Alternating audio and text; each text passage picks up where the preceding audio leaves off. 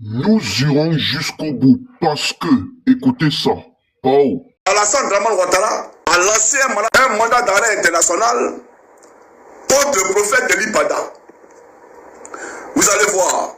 Et il a fait convoquer tous les membres de son église.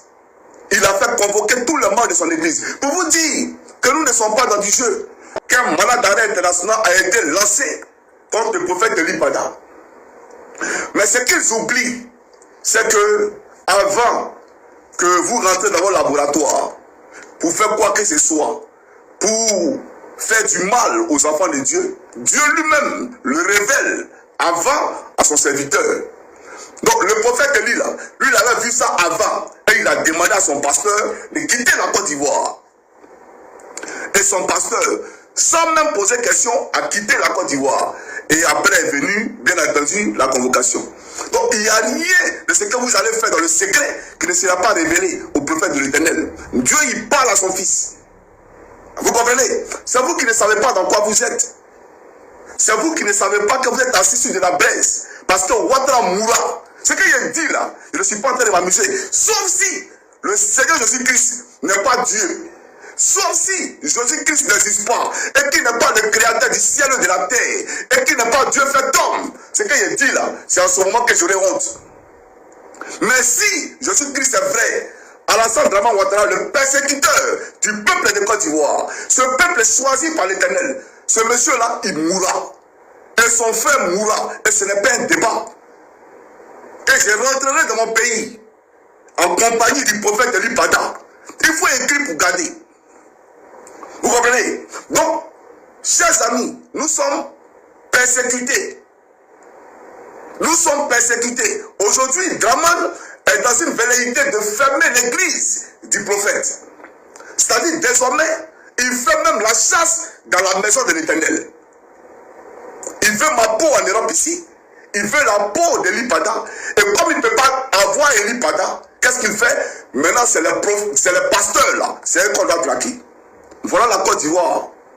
Donc, je me suis ouvert à notre soeur Monica Z pour vous dire, peuple de Côte d'Ivoire, vous pensez un instant que si moi j'étais un homme corrompu et que j'étais subventionné par un homme politique, vous pensez que moi j'allais m'asseoir devant vous pour vous dire, je vous sollicite par rapport aux frères de mes avocats?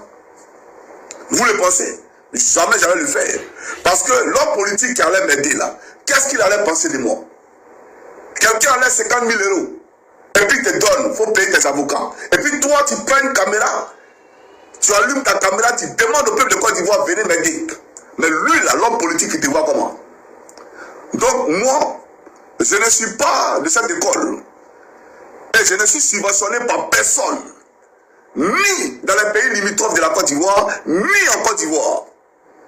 Ma seule subvention, mon seul soutien, mon seul relationnel, c'est vous, peuple de Côte d'Ivoire, et le Seigneur mon Dieu.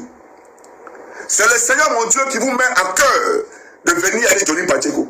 Comme une maman qui m'a appelé un jour pour me dire, Dieu me dit de t'envoyer quelque chose. Pardon, il faut faire ça quitter sur moi. Parce que Dieu me parle, me dit de t'envoyer quelque chose. Donc c'est Dieu qui met à cœur aux gens de m'aider. Comme le frère aujourd'hui qui véhicule ce message, je le conscient. J'étais là il y a 4 jours et je vois son message sur ma, comment on appelle ça, mon WhatsApp. Et il me dit, mon frère, est-ce que ton PayPal là, ça existe toujours? Parce que je vais te faire un geste pour tes avocats. Ça m'a touché, je suis resté silencieux pendant un moment. Et je me suis dit, tu es dans la difficulté. S'il est venu, dans lui-même cette difficulté, c'est que c'est le Seigneur qui lui a mis à cœur de t'aider. Donc il faut prendre. Et je lui ai dit effectivement, frère, le PayPal il est toujours d'actualité. C'est vrai que PayPal avait bloqué ça parce que les gens de Ouattara avaient essayé de pirater mon compte, mais j'ai pu débloquer cela. Et il m'a envoyé 200 euros. Donc j'aimerais le saluer, jeune conscient, parce que d'abord c'est notre beau pour ceux qui ne savent pas, il a marié notre soeur ivoirienne. Et il continue de se battre pour le peuple de Côte d'Ivoire afin que vous soyez réinscrits désormais dans toutes les décisions économiques de votre pays. Donc j'aimerais le saluer pour cela.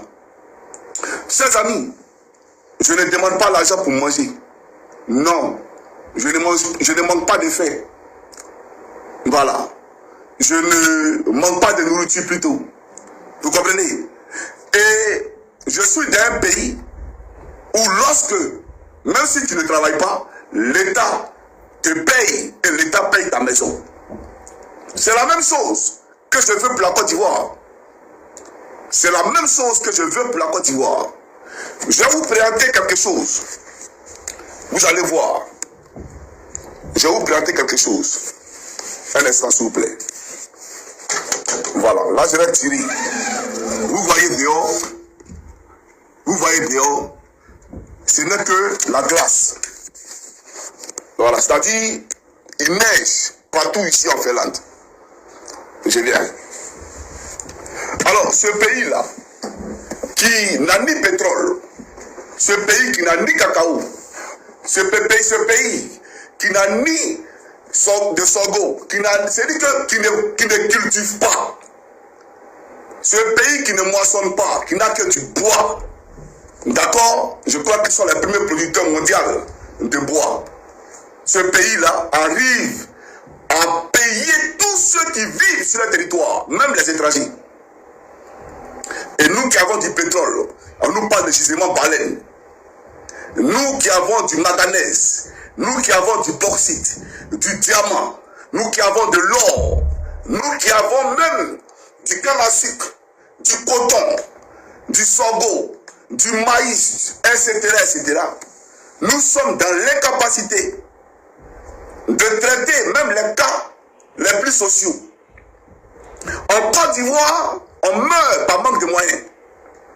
En Côte d'Ivoire, lorsqu'on va à l'école, on paye l'école avec un chef d'État qui est un menteur fabriqué. Ici en Finlande, et c'est ce que je veux pour vous, et ça va se faire en Côte d'Ivoire. Quand on va à l'école, on ne paye rien du tout. Même le stylo, vous êtes donné à l'école gratuitement. Le stylo, vous êtes donné gratuitement à l'école.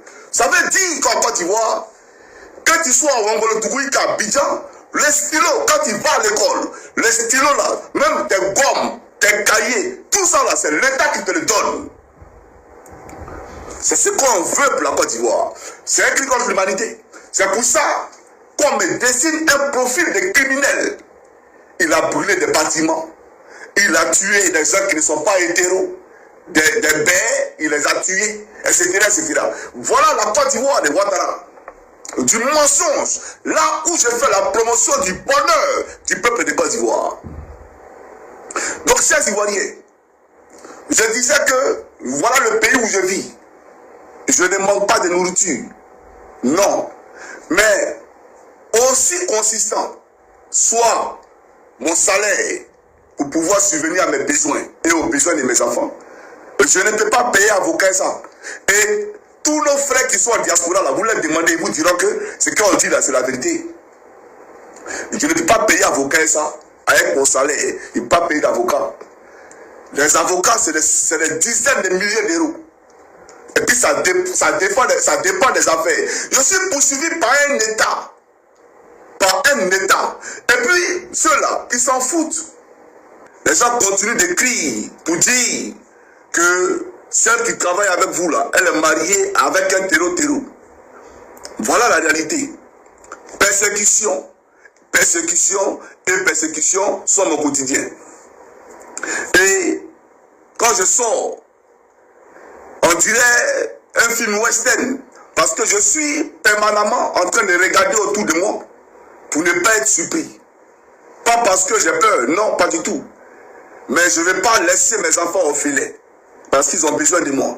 Moi, je n'ai pas peur de mourir parce que je suis chrétien. Et je sais que la vie auprès de Jésus-Christ est 1000 fois meilleure à la vie sur terre.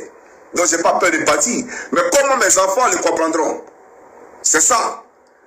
Et même les grandes personnes, lorsque nous perdons quelqu'un, nous sommes touchés. Vous comprenez? À plus forte raison, les enfants. Mais pour un chrétien, moi, je n'ai pas peur de mourir. Mais pour vous dire que ma vie de tous les jours est un parcours de combattant. Parce que je suis dans l'obligation de regarder constamment autour de moi. Dans un temps hivernal, parce que tout est blanc dehors, la société, elle est glissante. Et tu dois te protéger toi, protéger ta famille. Les camarades m'ont proposé d'aller au Burkina. J'ai dit non, que je ne pouvais pas y aller parce que aller au Burkina, c'était donner raison à Alassane Draman Ouattara devant ceux qui devant, comment on appelle ça, les autorités finlandaises, devant qui il m'accusait. Parce que à ceux-là, il est venu dire qu'avec ces pays limitrophes de la Côte d'Ivoire, j'ai concocté des plans pour déstabiliser les institutions de la République. Comme si en Côte d'Ivoire, nous avions une République. Donc aller là-bas, ce serait dire que Draman a raison. Et que voilà, les pays qui sont alliés à la Russie, qui est votre ennemi là, voilà, c'est maintenant là-bas qu'il est allé pour déstabiliser, pour mettre à dessein son plan inavoué. Donc j'ai refusé, j'ai décliné l'offre. J'ai dit que je n'y allais pas. Je préférais encore rester dans un pays où, même sur le territoire finlandais, mais dans un endroit X, outre que là où je suis, de façon à pouvoir voir au moins mes enfants. Parce qu'ils ne méritent pas ça. Je ne peux pas me détacher de mes enfants. Vous comprenez? Donc je peux aller d'un endroit outre que là où je suis, de façon à ce que même si ce n'est pas continu, je vienne souvent voir mes enfants. Donc je ne peux pas aller comment on appelle ça, en dehors de la Finlande. Et puis, je préfère avoir affaire à Alassane Draman Ouattara que d'avoir affaire au pays qui m'accueille. Parce qu'avoir affaire au pays qui m'accueille, c'est avoir affaire à l'Union européenne, c'est avoir affaire aux États-Unis, c'est avoir affaire, en somme, à la communauté internationale. Je préfère que Ouattara mente sur moi que de donner du crédit à ce qu'il dit aux autorités finlandaises pour dire qu'en réalité, tout ce qu'il a dit de moi est la vérité. Donc j'ai fui. Non, je ne suis pas quelqu'un qui fuit. Non. Je ne suis pas quelqu'un qui fuit un combat. Donc j'ai décliné cela.